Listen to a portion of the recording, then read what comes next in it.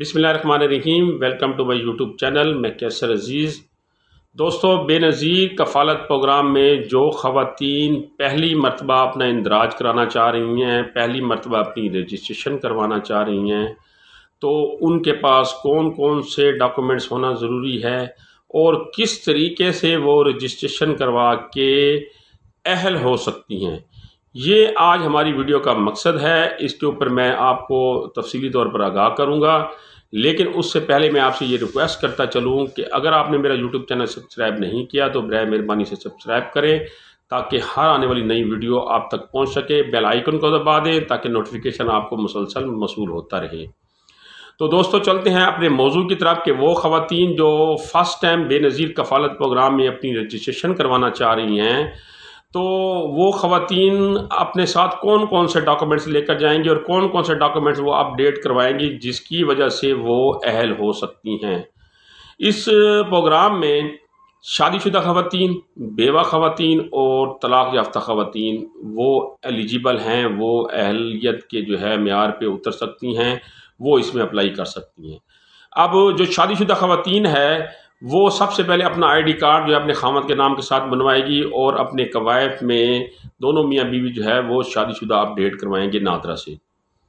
और अगर कोई खातून खुदा न खास्ता बेवा हो गई है तो वो अपने खामद का डेथ सर्टिफिकेट नादरा के दफ्तर में सबमिट कराएगी, जो computerised death certificate union council issue करती है, और अपने कवायद में बेवा का इंदराज कराएगी। उसके बाद वो BISP के दफ्तर में जाएगी। इसी तरह जो तलाक़ याफ्ता ख़वातीन हैं वो अपना कंप्यूटराइज तलाक़नामा अपनी यूनियन कौंसिल से बनवाने के बाद BISP के दफ्तर में जाएंगे। वो अपना जो कंप्यूटराइज तलाक़नामा बनवाएंगे, बनवाने के बाद वो जब नादरा के दफ्तर में जाएंगे तो उन्हें ये कहेंगे जी हमारे रिकॉर्ड में मुतल्लका यानी तलाक़ याफ्ता जो है वो अपडेट किया जाए, ये हमारा कंप्यूटराइज तलाक़नामा है। तो वो आपके कवायद जो है अपडेट कर देंगे। अब ये पहला मरला आपका कंप्लीट हो गया। अब आपने BISP के दफ्तर जाने से पहले अपने आईडी कार्ड को देखना है कि कहीं वो एक्सपायरी तो नहीं, या आने वाले 2-3 महीनों में एक्सपायरी तो नहीं हो रहा।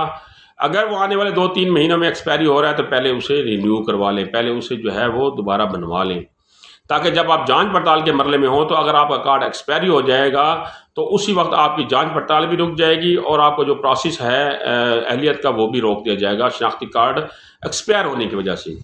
तो अगर आपका शनाख्ती कार्ड एक्सपायर नहीं होने वाला तो आप BISP के दफ्तर में जाएं, और आपके बच्चों का बेफाम आपके पास होना ज़रूरी है। अगर आपके बच्चे हैं तो उनका बेफाम आपके पास होना ज़रूरी है, अगर बच्चे 18 साल से कम हैं।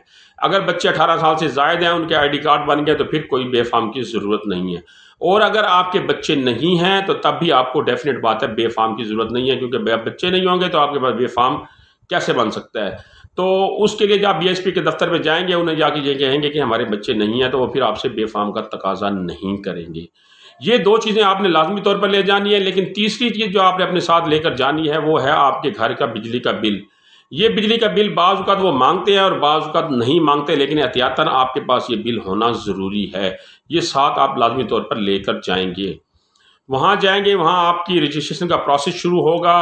वहाँ आपके घर के बारे में तमाम मालूमात दी जाएंगी कि घर का सरबराह कौन है, सोर्स ऑफ इनकम क्या है, कितने बंदे कमाने वाले हैं, कितने बच्चे पढ़ने वाले हैं और कितने बच्चे जो है वो घर के कमाने वाले फ़र्द के ज़ेर कफ़ालत हैं। वो तमाम डेटा जो है वो आप एंट्री करवाएंगे।